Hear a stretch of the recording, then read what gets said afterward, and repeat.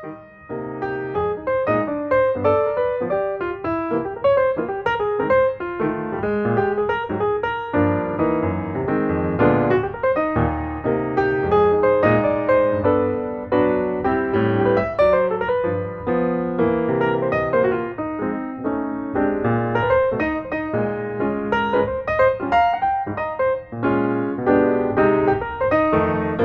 continuación, el Comité de Ética Asistencial de Zaragoza II presenta la comunicación Calidad asistencial humana y pandemia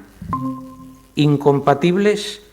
La presentación es de Ainhoa Jiménez Olmos, pediatra de cuidados intensivos del Hospital Miguel Servet. Cuando quieras, Ainhoa. Hola, vale. Bueno, pues yo soy Ainhoa, pediatra de cuidados intensivos y vocal del Comité de Ética Asistencial del Sector 2. Para empezar, quiero empezar con esta frase, ¿vale? Una persona ha tenido que tomar decisiones por teléfono y en poco tiempo sobre un familiar que está en una habitación que no ha visto nunca, cuidado por gente a la que no conoce y recibiendo tratamientos que no entiende. Esto es una situación que en el día a día en el hospital a veces pues no nos damos cuenta, ¿no? Y sin ser conscientes normalizamos, y que cuando nos toca de cerca, pues tanto por alguien que conocemos en un familiar o alguien que ha pasado el coronavirus, pues nos paramos a pensar, ¿no? Y nos vienen a la cabeza imágenes como estas, ¿no? Que quizá ese paciente que ha ingresado no sabemos si volverá a ver una cara, o al menos una cara sin EPI, o a tocar una mano que sea sin guantes, o a sentirse acompañado por alguien que no sea de su familia. Entonces nos hemos acostumbrado mucho a esto, a vernos entre nosotros, ¿no? Entre sanitarios pues con mascarilla, pero también pues, en nuestras casas, con nuestros amigos, y de alguna manera para intentar controlar el esparcimiento del virus pues hemos deshumanizado los sitios en los que está justo la gente más vulnerable, ¿no? Las residencias y los hospitales. Ha sido un poco inevitable porque no hemos podido hacer otra cosa que poner barreras, ¿no? Al encontrarnos con una situación de miedo, de desconocimiento, de no saber cómo funciona el virus, si era realmente tan grave lo que estaba pasando, de no tener material o el que tener que no fuera válido, no saber si las mascarillas que ibas a llevar iban a ser después descatalogadas, por miedo a contagiar a nuestra familia, ¿no? Mucha gente pues hasta que no llegaba a casa, se duchaba y se cambiaba de ropa, no era capaz de abrazar a su familiar, o incluso del resto del personal sanitario, pues por el hecho de que podías contagiar a otro compañero o alguien tenía que asumir tu trabajo. Y estas barreras ya sabemos que se suman a las que ya tiene la medicina de por sí, como es nuestra jerga propia, ¿no? La simetría de conocimiento con los pacientes, el entorno hospitalario que siempre es hostil, y lo tecnificada que está la medicina. Pero es verdad que esas barreras que hemos ido poniendo pues se han intentado ir venciendo poquito a poco. En todos los hospitales surgían protocolos, ¿no? O surgían métodos de actuación para el acompañamiento o para intentar que esos familiares, al menos al final de la vida, estuvieran acompañados, y por parte de los propios profesionales pues se han puesto nombres en EPIs, se han enviado correos electrónicos, se han hecho videollamadas, música, todo lo que se ha podido. Pero sí que nos planteamos si hemos podido recuperar del todo la interacción humana, y un poco para ver si esto es suficiente, ¿no? Volveríamos a lo que es humanizar, ¿no? Que es humanizar los cuidados, es centrarnos en la persona a la que atendemos, que lo hemos hecho, entendiendo que esta persona es única, pero teniendo que preservar su dignidad y valores, cuidándola con la mejor evidencia que tenemos en ese momento, con los recursos que tenemos en ese momento, y muy importante, incluyendo a los familiares y haciéndolos parte del proceso. Entonces, el primer eslabón de la cadena a la hora de decir humanizar es, por supuesto, el paciente. Tenemos que pensar que los pacientes han ido al centro de salud probablemente acompañados, han entrado solos, y si han tenido que ir, por ejemplo, al hospital, pues han ido en ambulancias solos, han estado en urgencias solos, y muchos de ellos, por desgracia, pues también han hecho un ingreso solos y han fallecido solos. Se ha visto que el que la familia esté presente disminuye, por ejemplo, el riesgo de delirium de estos pacientes, que esto ha sido muy frecuente en el paciente COVID, y esto hace que estos pacientes pues tengan mayor riesgo también de más estancia hospitalaria, de más de reintubaciones, incluso que sobrecarga más al profesional sanitario. Entonces,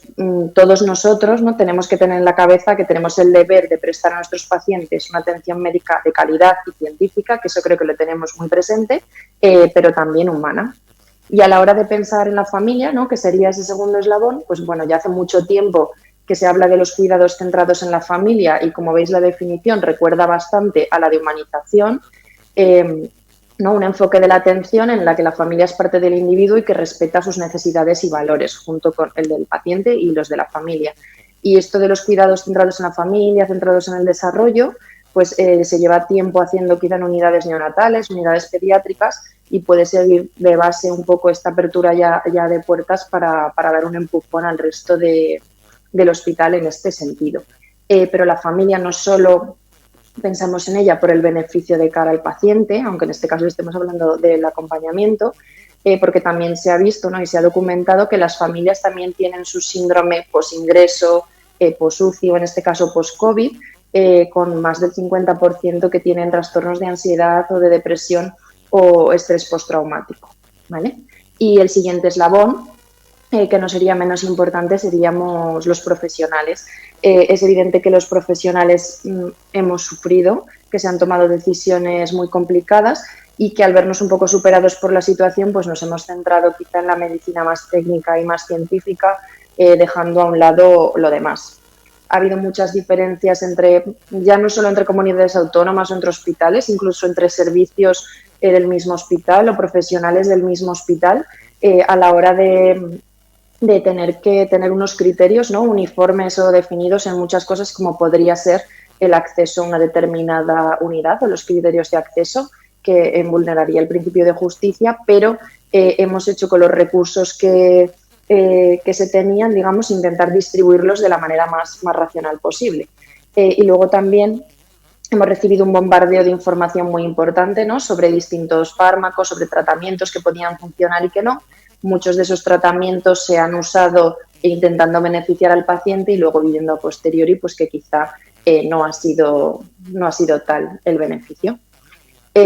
Bueno, si podemos abrir nuestras puertas sería lo ideal, pero lo que dicen en muchos artículos, este es un artículo americano que recoge testimonios de familias, es que al menos si no podemos hacerlo, pues deberíamos intentar centrarnos en las 3 Cs, ¿no? Tener compasión,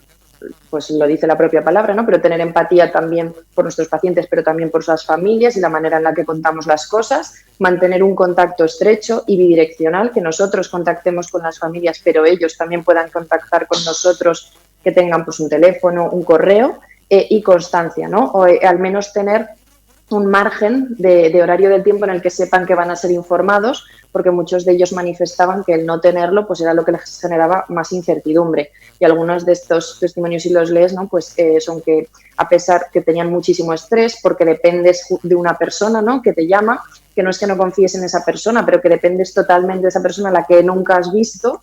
y también pues que solo una simple llamada o una actualización diaria, incluso cuando el paciente estaba intubado y no respondía, pues les hacía sentir como que estaban incluidos en su cuidado. Entonces, el acompañamiento a nuestros pacientes pues pasó a un segundo plano, ¿no? Se ha protegido al colectivo y a la salud del colectivo frente a los derechos individuales, y lo que quizá era